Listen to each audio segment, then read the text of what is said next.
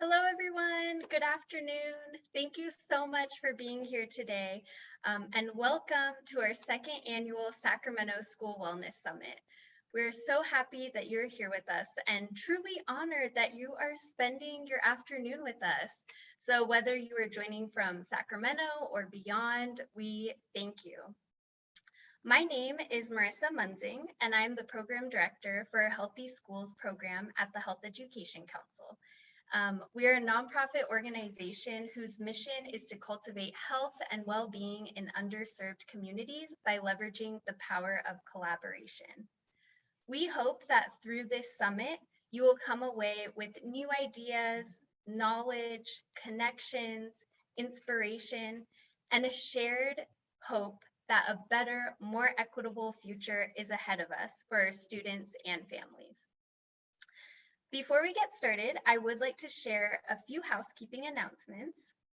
This session is being recorded and the slides and recordings will be available after the summit. Attendee lines will be automatically muted and the video feature is off. So please use the chat and Q&A feature to ask questions, and we definitely welcome dialogue and discussion in the chat. So please definitely feel free to use that. We also will be providing a post-session survey at the end of today's session and at the end of each session this week during the summit. So for those of you who may be requesting professional development credits, you will need to complete the post survey for each session that you attend. And we also have at the conclusion of the summit, we will also be raffling gift cards depending on the number of sessions you attend. So if you would like to be a part of that raffle, you will also need to complete the post-session survey to be a part of that. So I am excited to share that this year's theme is Bridging the Gap to Student Health. We will be digging into health equity issues facing our students and families and exploring ways we can take steps to overcome these issues. And today I have the extreme honor of introducing two amazing leaders in their fields and in their own communities who will be providing the opening remarks and the keynote address for our summit. We have Mr. Chinua Rhodes and Dr. D'Artagnan Scorza. So Mr. Chinua Rhodes will be providing the opening remarks for today. So I'm really excited to introduce him. And he is actually a newly elected Board of Education trustee for the Sacramento City Unified School District. And Sac City Unified is one of the oldest K-12 districts in the Western United States and serves 43,000 students. Mr. Rhodes has a strong background in community and youth advocacy, including coordinating programs and grants that support Sacramento youth and families. Mr. Rhodes' pillars are rooted in community, character, consistency, and culture. And he is also the father of 5 children who all attend Sac City Unified, and he was born and raised right here in Sacramento. So we're truly happy and honored that you are here with us. And please, everyone virtually just join me in welcoming Mr. Chinua Rhodes. That was amazing. Thank you so much for that introduction. Before we kind of hop into it today, I want the participants to think of 3 things as we kind of move forward. First, think of what brings you to this space or this work. What are your dreams for your community? And what keeps you up at night? So once again, you don't have to answer those questions currently, but as we go through the summit, these are some good questions to ponder as you hear different speakers, you learn different things. So once again, what brings you to this work? What are your dreams for your community? And what keeps you up at night? But let's get into it. Hello, everybody. My name is Chinua Rhodes. I'm a father of 5, community organizer, and I serve as Board of Education trustee for Sacramento Unified School District, representing Area 5, which is right here in the South area. I grew up right here in South Sacramento, and I'm a product of Sac City Schools. I know and believe that collective effort for change is possible and that everyday working people are the key to the city's success and well-being. Like said before, I have coordinated grants and programs that supported thousands of Sacramento youth and families and organized around housing and youth justice initiatives. It was really while working directly with families and communities that I saw how lack of stability, living wage jobs, and housing impacted young people's educational success. And that's why I believe that schools cannot positively impact the whole child without impacting their entire community. As Board of Education trustee, I've centered my work on community-centered change and accountability while pushing for efficacy and representation for South Sacramento communities, students, and families. I see how directly strong schools build strong neighborhoods and communities. We can no longer believe that we can only focus on educational outcomes without looking at the outside indicators of student success. Schools have a unique opportunity to be the hubs of their community, where youth development, health, and social services are not seen as complementary, but are ingrained into our district's DNA.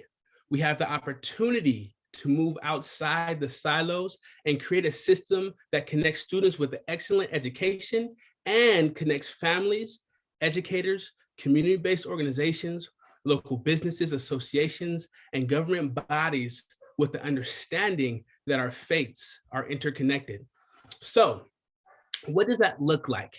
Moving outside the siloed system and schools being hubs of their community. That sounds very beautiful in jest, right? And be able to say that, but what does it tangibly look like? I would say that last year, or the work that we saw started that work kind of last year.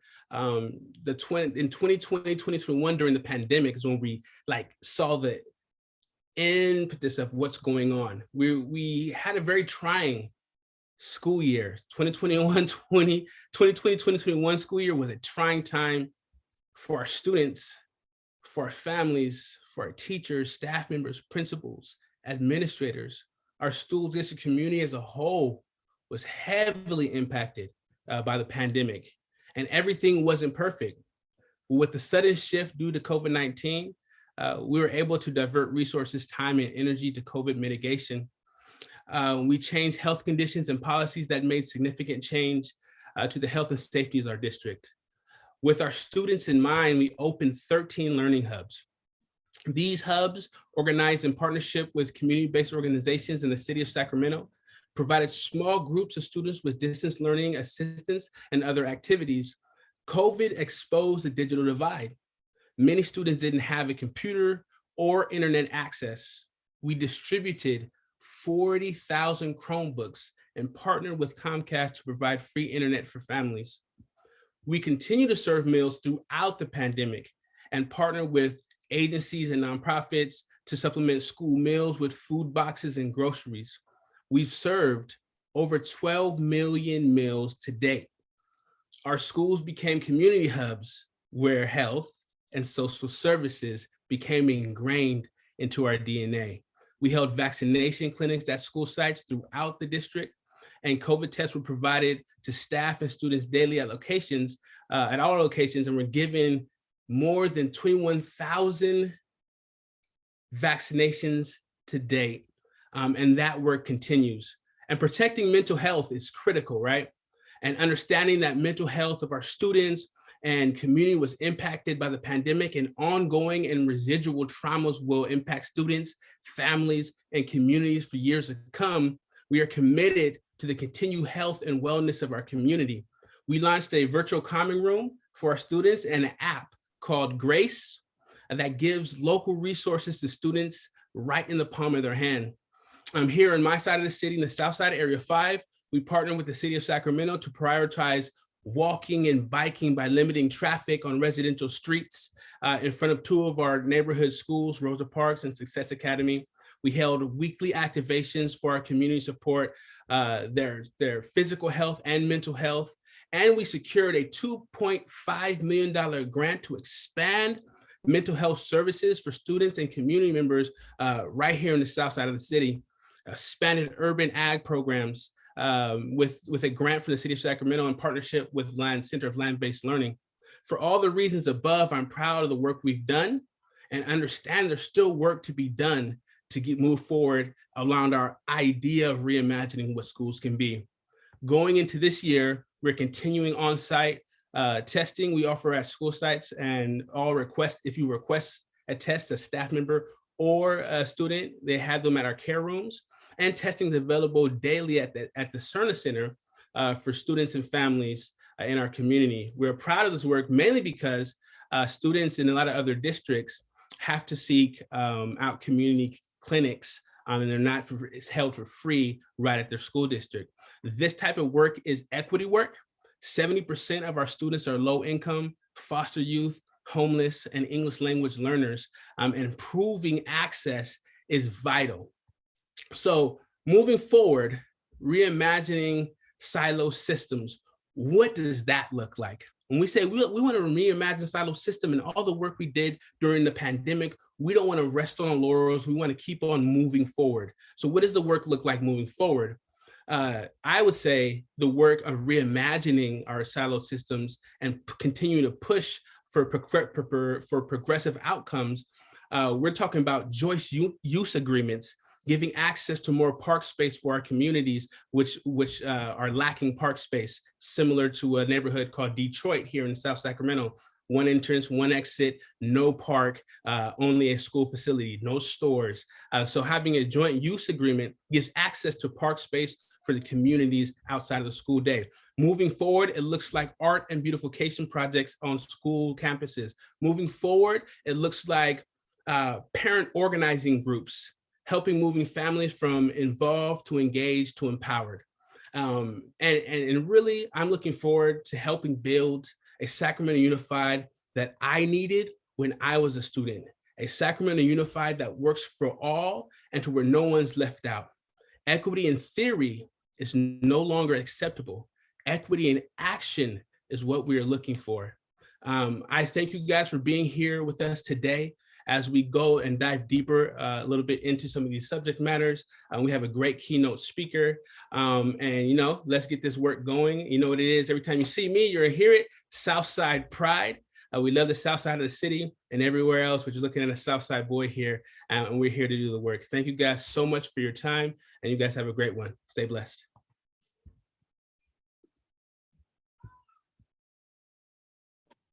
Yes, wonderful. Thank you so much, Chinua. We so appreciate your opening remarks and just really setting the stage for our summit and for our keynote.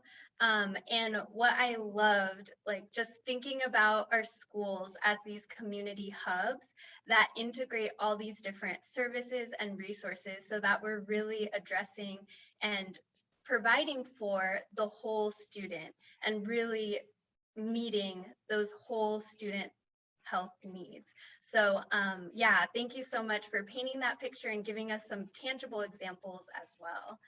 And now I do have the honor to introduce our keynote speaker for our summit this year, Dr. D'Artagnan Scorza. And we are so thankful to have him here today. He truly believes that education can be used as a tool for civic and social empowerment in order to advance justice in communities. He is currently serving as the inaugural Executive Director of Racial Equity for Los Angeles County. And Dr. Scorza's work has centered on building leaders who fight for equity in communities and schools. He founded and was the Executive Director of the Social Justice Learning Institute and served on the Inglewood Unified School District as President of the Board of Education. Dr. Scorza also serves as a lecturer in the Fielding School of Public Health at UCLA and is a proud Bruin himself. Yay, go Bruins. And I am super excited to welcome him here today and to just hear more about his work, his experience in this field, and there's so much that we can learn from him. And so please join me in welcoming Dr. Scorza. Thank you so much, Dr. Scorza. Thank you so much for having me today, Marissa, and such an incredible opportunity to be here with all of you. I am honored to be in this space and honored to have the opportunity to learn more about the work you all are doing and also share more about the work that we're doing here in LA County, as well as the work that's taking place throughout the state. And I want to thank you, Trustee Rhodes, for your leadership and really acknowledge that, you know, we're all in this together, right? When we're talking about school wellness, we're thinking about it not only from the perspective of the health needs of our young folk, but we're also thinking about it, at least as I'm going to talk about it today, from sort of a structural, thinking about it in a way that helps us address structural racism. So I am going to start by sharing my screen, and you got to hear a little bit about my background. And having served in a school district on a school board, I can also tell you that you know, I've had the opportunity to see how policy and how structures and systems can ultimately impact outcomes and the life outcomes that young folk face. And that's actually where we're going to start this conversation. We're going to talk about intergenerational concentrated disadvantage and contextualize the work that we need to do in our field. And we're going to talk about the relationship between that work and structural racism. And as the Anti-Racism, Diversity, and Inclusion Initiative Director here in LA County, I can really share with you all a perspective that I think will help inform the work that you're doing and hopefully provide a pathway to examine the models that we use to transition and transform institutions so that ultimately they meet the needs of our young folk and our families and communities equitably. I'm going to share an example of a model. You heard from Marissa a little bit about my background. I founded a nonprofit organization.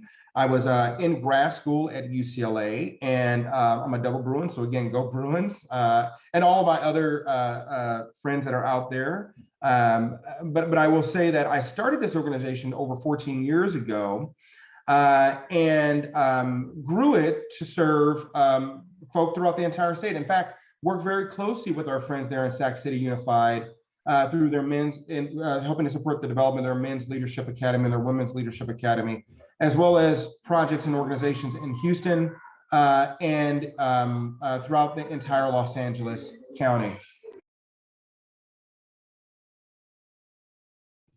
So let's go ahead and get started. So I start with this understanding of racial disparities that exist in our society. And more specifically there in Sacramento County, what you see now on your screen is the overall sort of population of people that are in Sacramento County. There's roughly 1.5 million folk, of which nearly 50% are white, and the remaining groups are Latino, Asian, African American, and folk who consider themselves as being biracial or multiracial, Pacific Islander, Native American, American Indian, or Alaskan Native.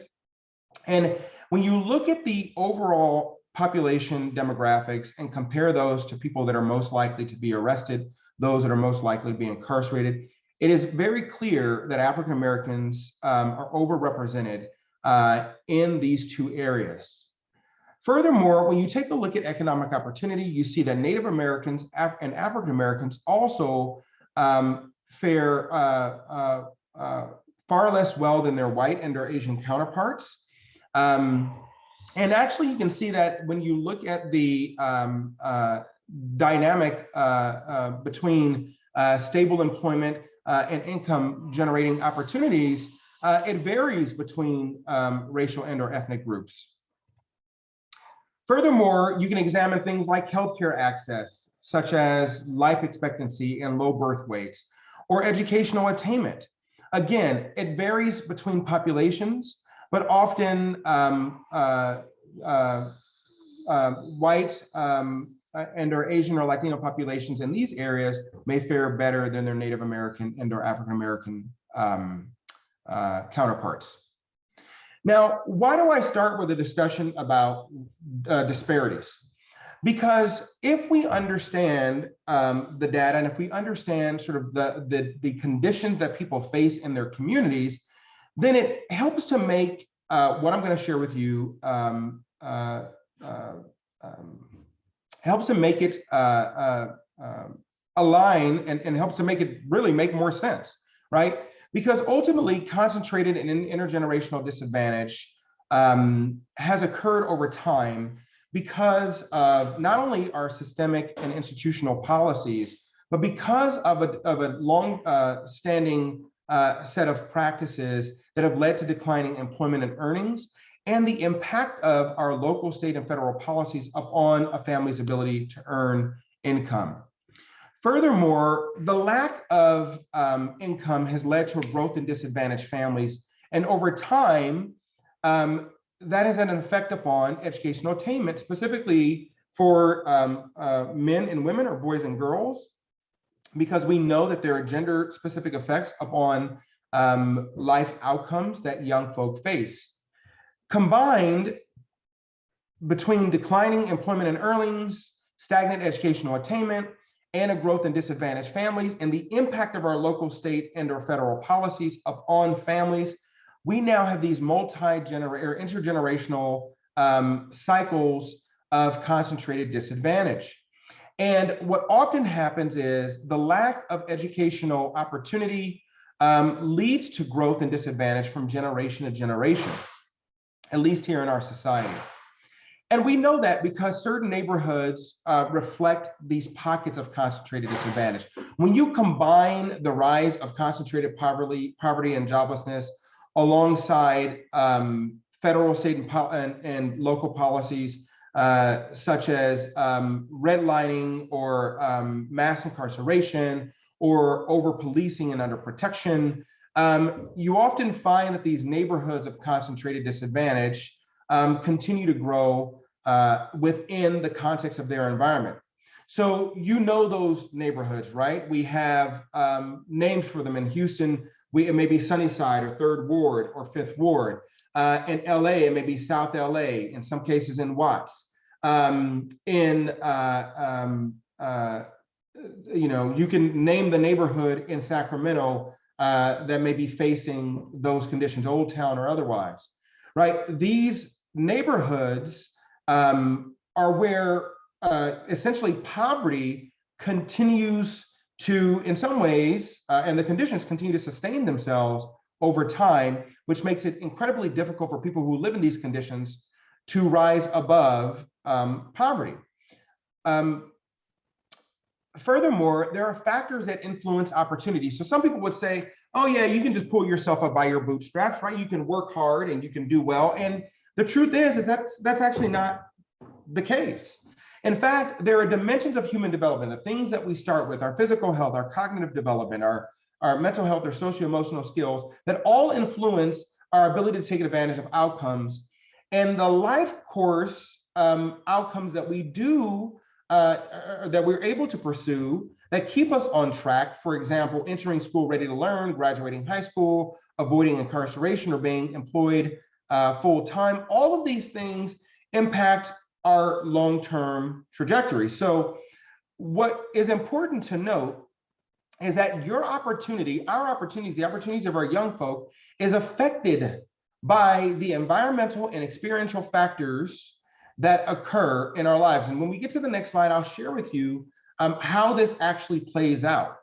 But it's important to note that your choices are constructed within the context of your opportunity. So no matter how hard you may try, no matter how incredible of a person you may be, your choices may be dictated by the opportunities that exist in your environment. If you want to access healthy food and your neighborhood has nothing but fast food restaurants, you're going to have the resources needed to leave the neighborhood that you live in so that you're able to access healthy foods. Or if, your access to healthy food may be completely outside of your control, because stores like Trader Joe's, or in some cases Vons or Ralph's, or Whole Foods may have a policy where they don't put a store that has access to that type of food in your community or your neighborhood unless the median income exceeds $45,000, $50,000, or $60,000 on average for that location. So you may not even get access to that type of store. If you live in a place like the Antelope Valley in Los Angeles County, that's considered to be what's called a service desert, You may not have a transportation network to get to and from school or to and from your job, so that if you want to get around your neighborhood, you have to have a car, right? You have to drive 20, 30, 40 miles to get to work. So these factors influence your life course outcomes.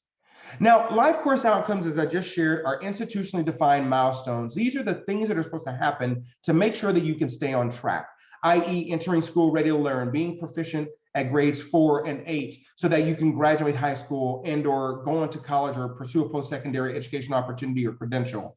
Graduating college, or again, entering into a trade or vocation, so that you can ultimately get to stable housing, stable full-time employment, and be able to earn enough to pay for your ability to purchase a home so you can build multi and intergenerational wealth.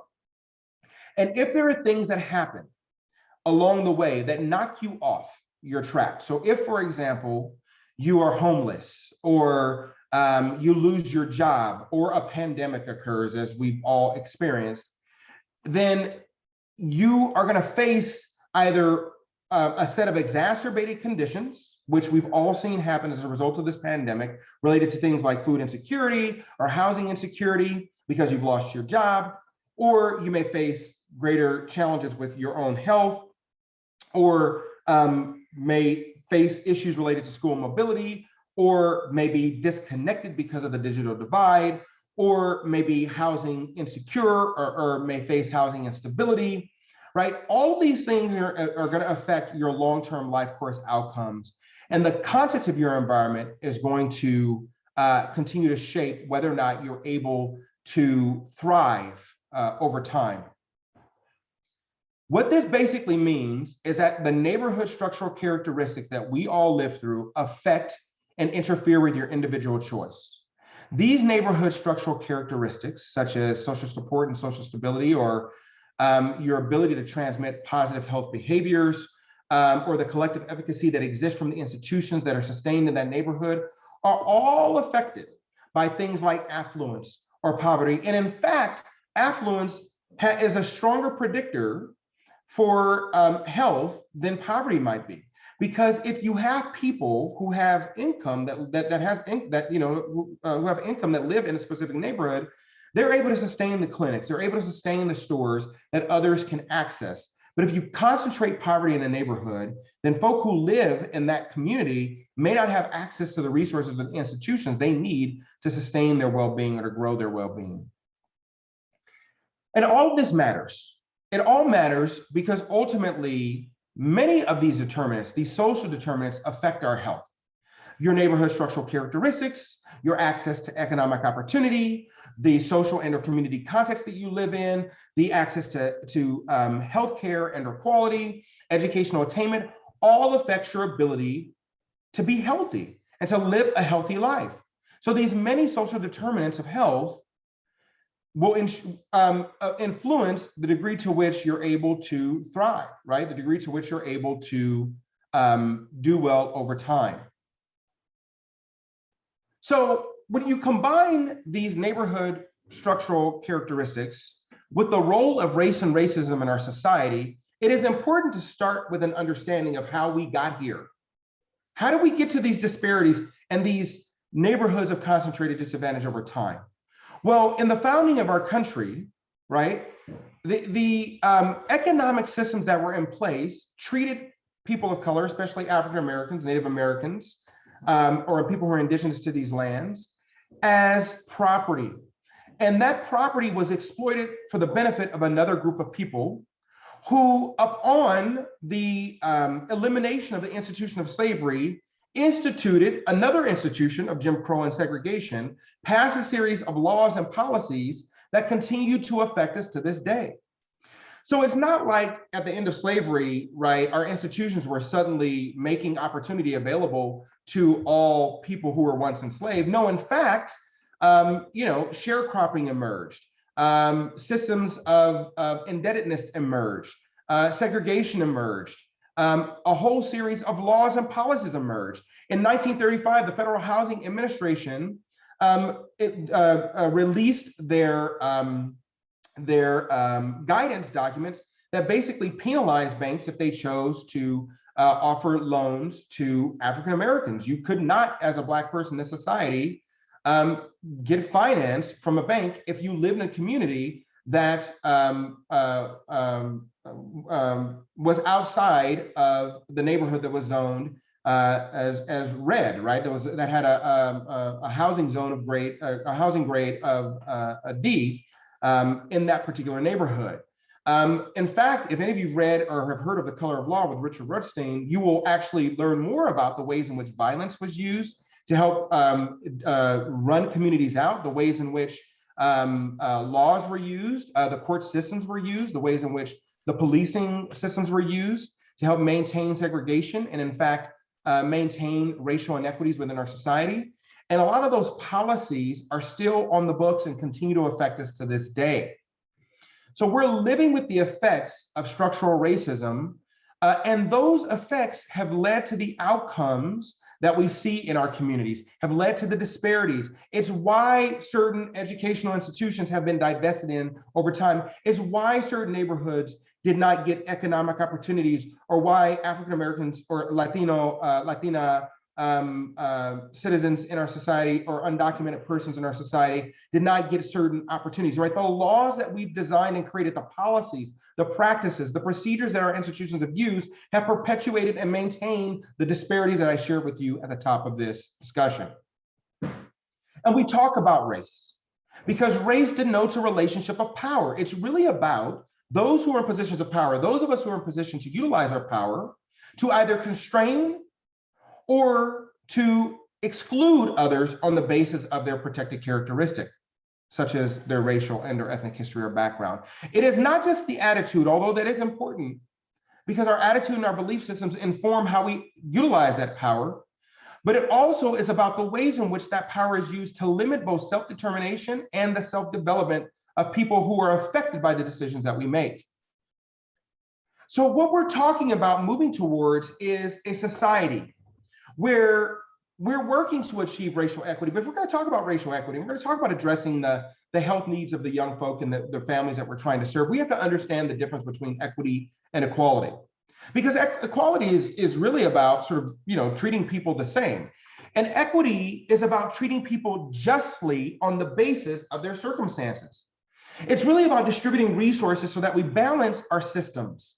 We balance our institutions to meet the needs of people where they are. So in other words, folk, if your budgets are not being targeted in a way that direct resources to people who are most impacted by the pandemic, you are not operating utilizing equity. Equity is not just a buzzword.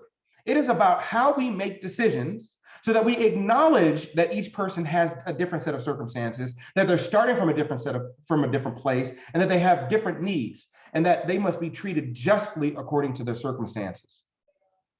Racial equity is ultimately about getting to a place where no one person receives society's benefits or burdens based upon their race in a way that skews either those benefits or their burdens in such a way that ensures that one population is able to do well at the expense of another. It's ultimately about understanding how we address and close these disparities. Wellness and health is about addressing the ways in which educational attainment is limited, the ways in which healthcare continues to health outcomes continue to be poor for certain populations relative to others. And so here in the county, for example, we have taken on this effort to become anti-racist, to become an anti-racist institution.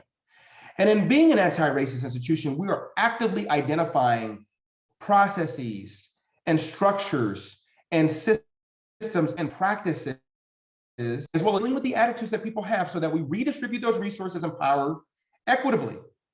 In the expenditure of our ARP dollars, we've developed a COVID recovery and equity index that is allowing us to target our ARPA funds, the American Rescue Plan Act dollars of 2021, with the roughly $1.9 billion that we're receiving here in LA County. And for those of you who are unaware, LA County is the largest county, it's the largest municipal government in the nation. We are the size of roughly 42 states. right? We are larger than Illinois, roughly the size of the state of Illinois. And we as a state have almost a $39 billion, we as a county have almost a $39 billion budget. We could be our own state.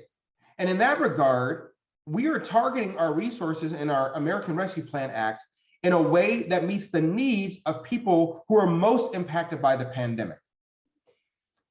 That's what it means to be anti-racist. It's to redistribute those resources and power in ways that are equitable. And that's what the role of government is. That's the role of our institutions. It's to both understand and recognize that we play a role in systemic racism, but that we commit to changing those systems, organizational structures, policies, and practices so that we co-create solutions with populations who are most affected by those outcomes. They must be at the table in the development of those solutions.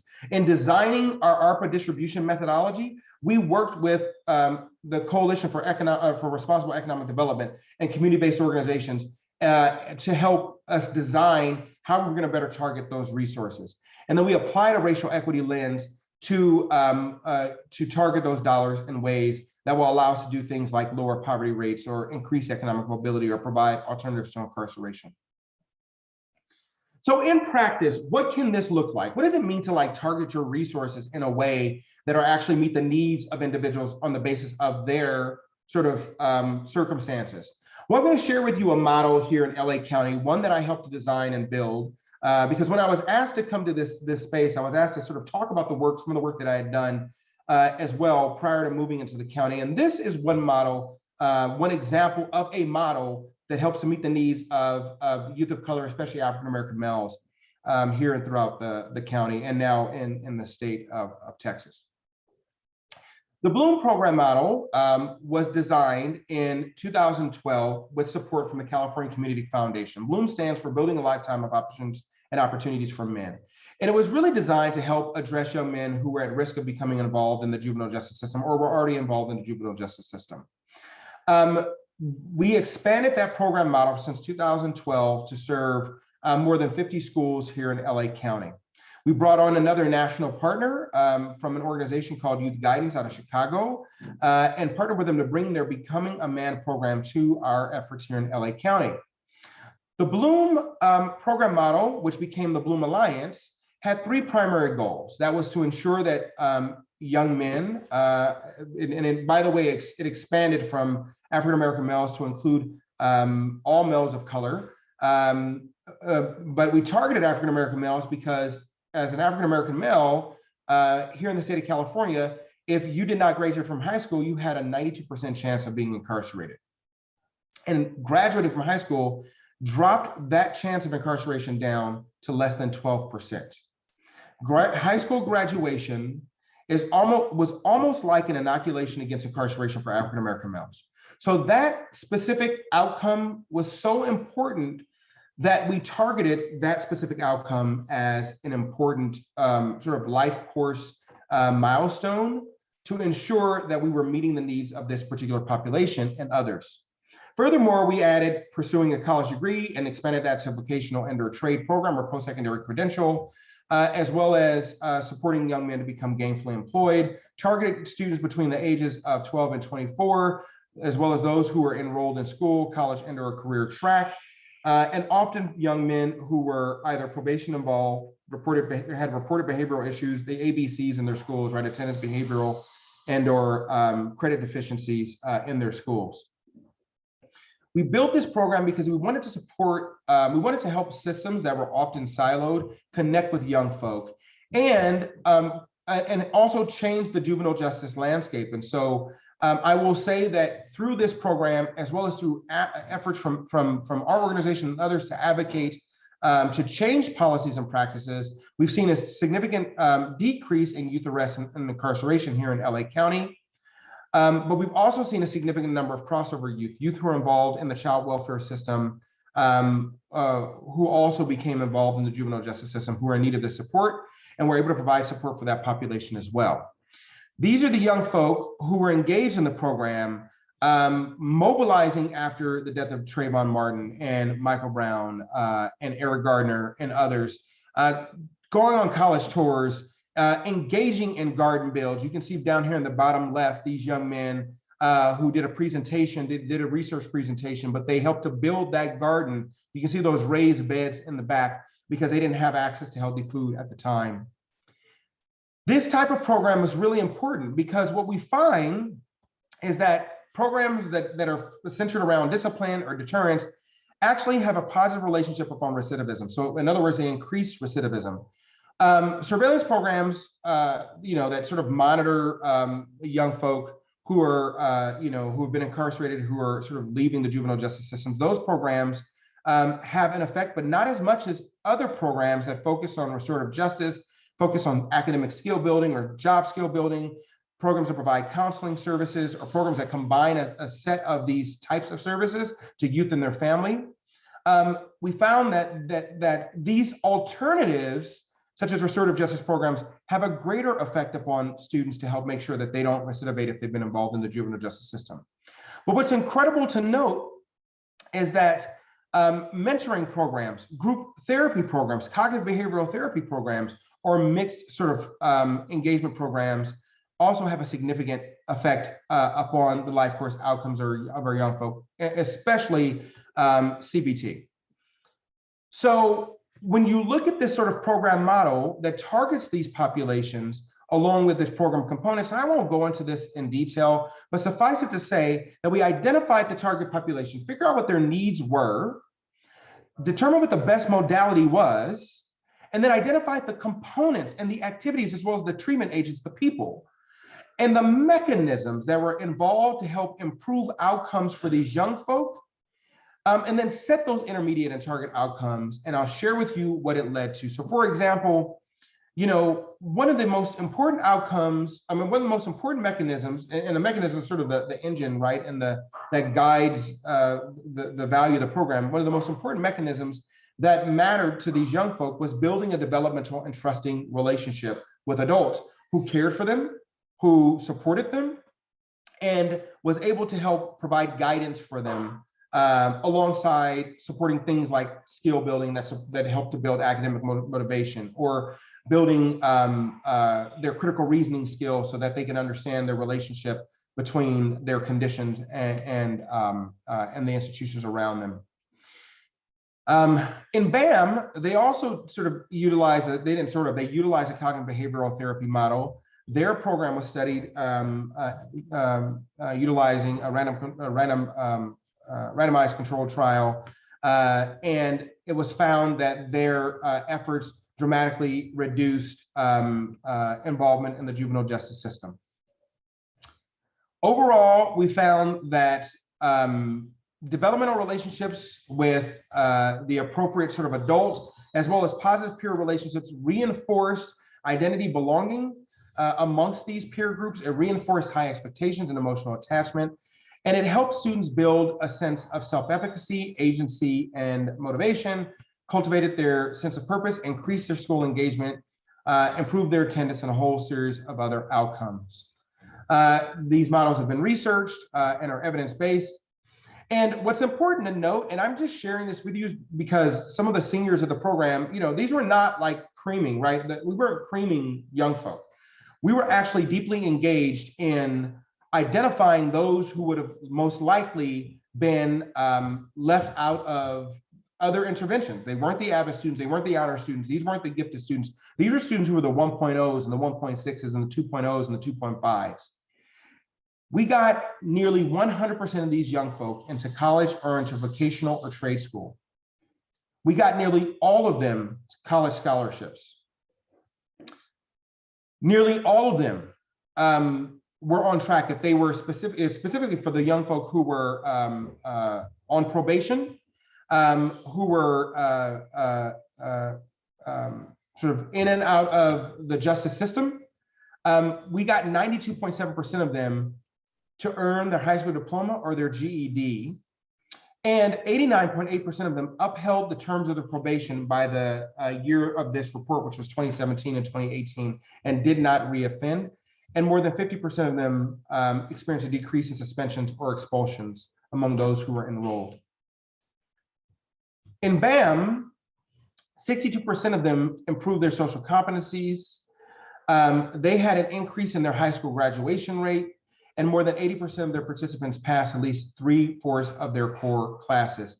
And they saw significant reductions in their violent crime arrest rates amongst the participants as well. I'm going to pause here and play a brief video for you all because I want you to get a sense of and hear from the voice of these young folk. If we're centering these young folk in our life, in their life course, then I want you to understand how this has had an impact upon them. So I'm going to go ahead and play about 2 minutes or so of this video, and then we'll open it up for questions. And then we'll get into a dialogue about how this all ties into, I'm sorry, and then I'll wrap it up briefly. I'm sorry, play the video, wrap it up briefly, and then we'll get into a dialogue. My name is Michael Lewis. I'm with the Brotherhood Crusade. I oversee our Bloom program. Dr. D'Artagnan Scorza. I'm the executive director and founder of the Social Justice Learning Institute. I'm Kareem Webb. I am a entrepreneur. Consider myself a community advocate. My name is David Turner. I am the programs manager for educational equity here at the Social Justice Learning Institute. I'm Sharice Bramon Weaver, president and CEO of the Los Angeles Brotherhood Crusade. Our Bloom program is building a lifetime of options and opportunities for men, Black males specifically, ages 12 to 18, that have been involved in the juvenile justice system or at high risk of being involved in the juvenile justice system. Real determining factor that will dictate whether or not somebody has a chance to create what they want for themselves moving forward is high school graduation. LA County incarcerates more youth and more people than any other city or county in the country. We've finally been able to get these institutions to wake up and realize that they need to change, and we need to de-incarcerate young folk, and we need to move away from punitive environments to environments where we're developing young folks so they can become their best and greatest selves. This program would be easy if we only targeted the kids with 3.0s. If we only targeted the kids with, 2-parent households. If we only targeted the kids who were only successful, right? This work would be easy. But we target the ones who have the most need. We target the ones who need the most support. And we do our work or do our due diligence to provide that support for our young people as holistically as we possibly can. The positive light, young people smiling or having their swag, and like, hey, my brother, hey, my sister, that should be normal. That should be the norm. And I laugh because when the bloomers come into our program, and in about 30 days, they're like, hi, and they're engaged and they're introducing themselves and they're looking forward to learning and growing. So just think if they had that from day one, where would they be?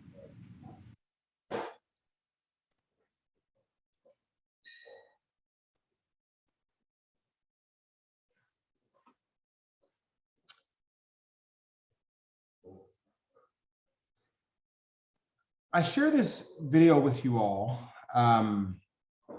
because I really want to encourage us to reimagine what equity looks like and to think about what wellness looks like from the perspective of the individuals who are most in need. And one of the ways that you can do this work, one of the ways that you can show up and do this work and think about this from your own station, from your own program. It doesn't matter that it's not Bloom or that it's program X or program Y, but what matters is what you're bringing to the space. What matters is the context of structural racism that you've decided to understand and begin to take on. What matters is the role you've decided to play in helping to address structural racism. What matters is the way in which you are involving people with lived experience in your work or building a framework that advances racial equity, i.e. focuses on closing those disparities, ensuring that mothers and infants who have higher rates of, where there are higher infant mortality and maternal mortality rates, right? Ensuring that you're doing work to provide their needs. If they need doulas, you're getting them doulas. You're investing in doulas, right? So it's really about aligning your resources, aligning your budgets, aligning your practices in ways that are going to advance wellness. You also want to be thinking about at your organization, right? That you want to do this work, but what type of culture are you in? What type of organization are you in? Do you have people that will back your ability to do this work, or do you have a check the box culture? And how are you engaging with people who are making decisions? And are you all committed to removing these barriers? Are you committed to implementing change? Are you committed to evaluating the efficacy of your work and determining whether or not you can present on the outcomes to say, yeah, that program is working, and then have the courage to shift when you see that it's not. Finally, as an individual, you can reflect on your own identity. It doesn't matter what your station is. And it doesn't matter if it's just your racial identity. It could be your gender identity. It could be your socioeconomic identity. It could be your sexual orientation identity, your religious identity. Think about how all those identities show up and influence your worldview, right? And determine and influence whether or not you are perpetuating these systemic and structural inequities, whether or not you're maintaining these barriers. Think about and examine how you're challenging your own beliefs and your own biases and examining the attitudes you have towards these populations. You can also increase your capacity, as I mentioned earlier, by learning about structural racism and understanding that we're on a journey, we're doing this work together, but we're not going to be blaming people, right? We're not going to blame people for their circumstances. We're going to reject deficit thinking, that this is not about meritocracy. This is ultimately about understanding that no one person's on an island and we all get there together. And then finally, take action by changing the way we talk about these issues.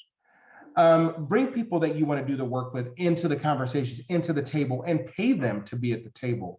Don't assume just because you've invited them that they have the resources, or in fact, don't assume that they don't have the resources. Have that conversation. Be bold enough to ask the resource question and to think about how you can bring resources to the table.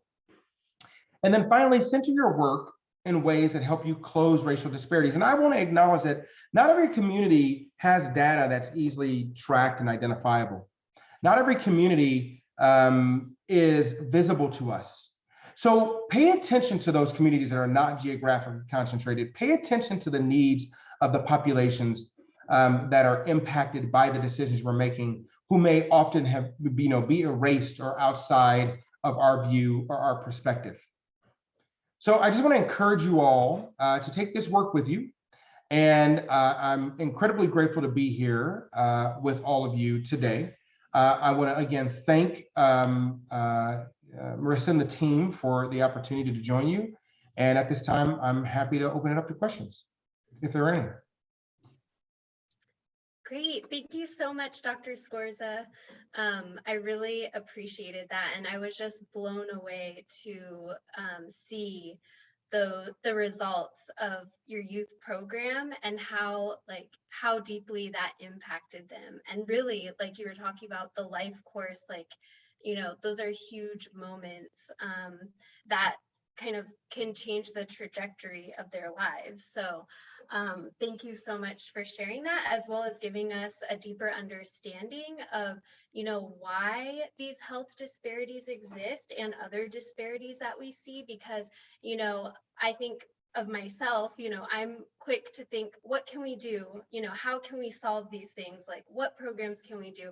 But then taking a step back and realizing, we really need to know why these issues are existing, what caused them, so that we can really come up with more effective solutions and not repeat the things that happened in the past. So thank you so much. So yeah, if you do have any questions, please add them to the chat. We will, as a reminder, we will also be having a post-session survey, and that will be added in the chat as well. So feel free to, start completing that.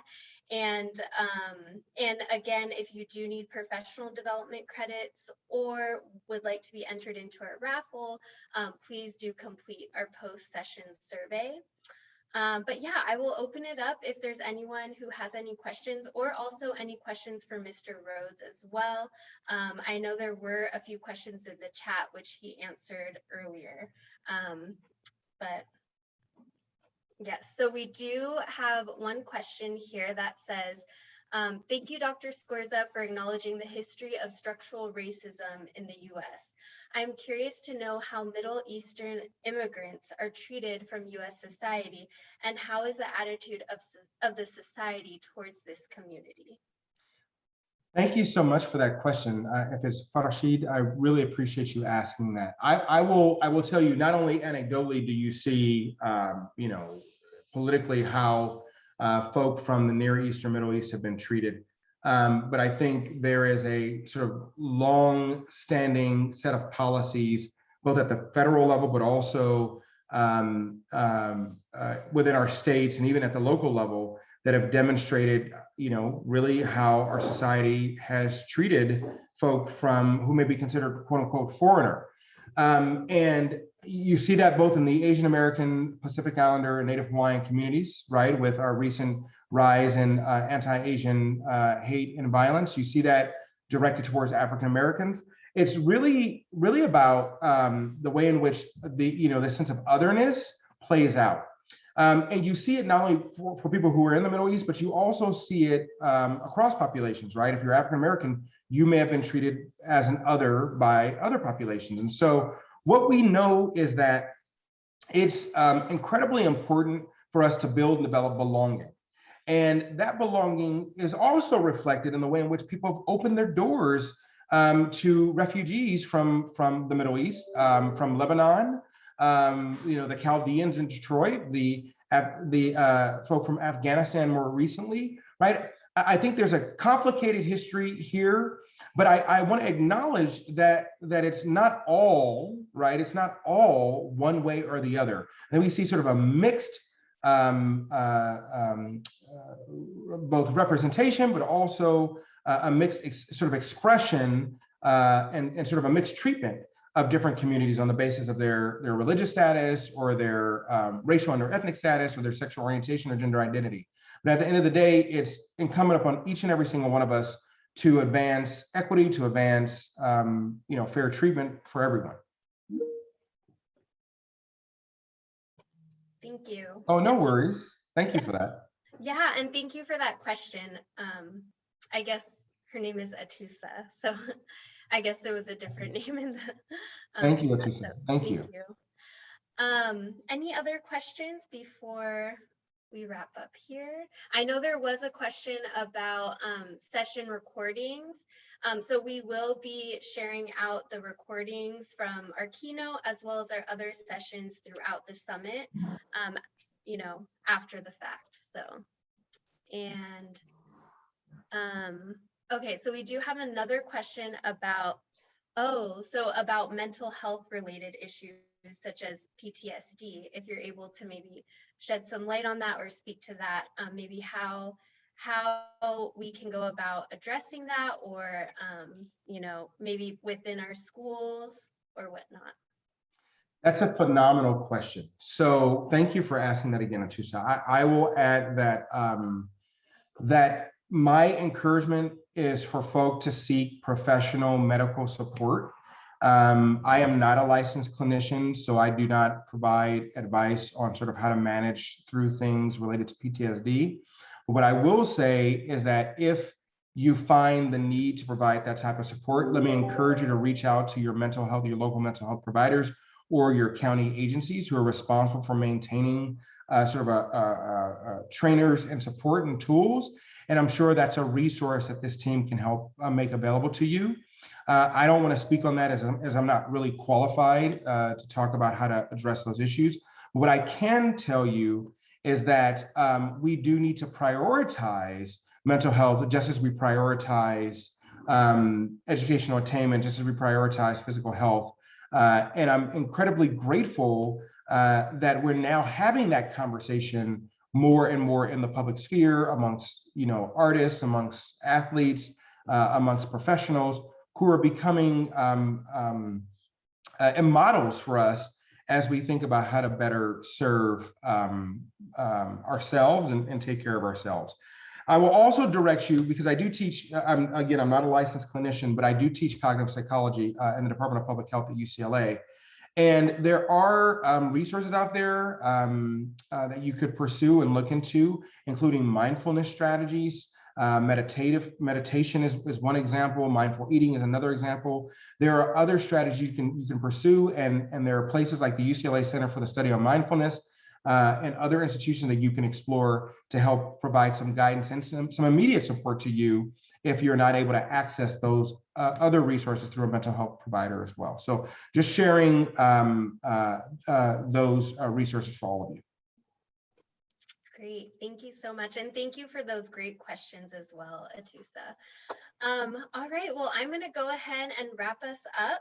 And I just want to give a really great big thank you again to Dr. Scorza and to Mr. Rhodes, for both of you for coming out and just sharing some insight with us and sharing about your experience and your perspective. And we just really appreciate it and are excited for the rest of our summit. I feel like we've started on such a great note. So a reminder that tomorrow we do have our whole student health panel session that will be happening at 3:30 p.m. And we are really looking forward to that. And a last reminder to please do complete that post-session survey as well. So thank you all so much for joining us. We're so glad that you're here with us, and we hope to see you tomorrow at our whole student health panel. Thank you, everyone.